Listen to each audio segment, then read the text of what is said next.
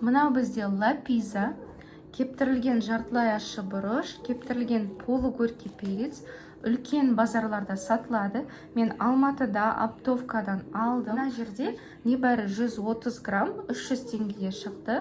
Жалпы өте арзан шығады. Кафелерде томаттың орнына лагманға осы лапизаны қосады, сонда керемет дәмді болып шығады. Міндетті түрде осыны тауып, алып, лагманға қоссаңыздар, дәл кафедегідей болып шығады. Бұл лапизаны, міне қараңыздар, кішкене шаң болып тұр. Мен қазір ағын суға жақсылап жуып аламын. Содан кейін ыстық қайнаған суды құйып, бұқтырып қоямын. Мына әбден жібігеннен кейін оны блендермен езіп аламын. Сол кезде томатная паста сияқты масса шығады. Ыстық қайнаған суымызды құямыз.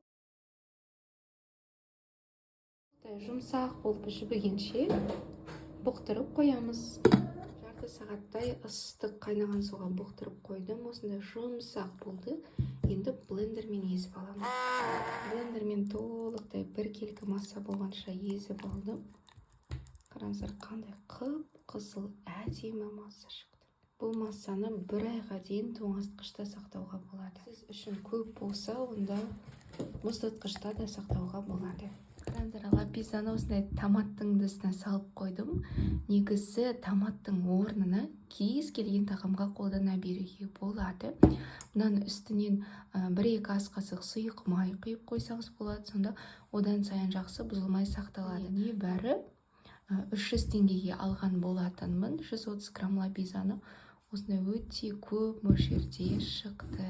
Банкаға 720 грамм томат пастасы сияды екен.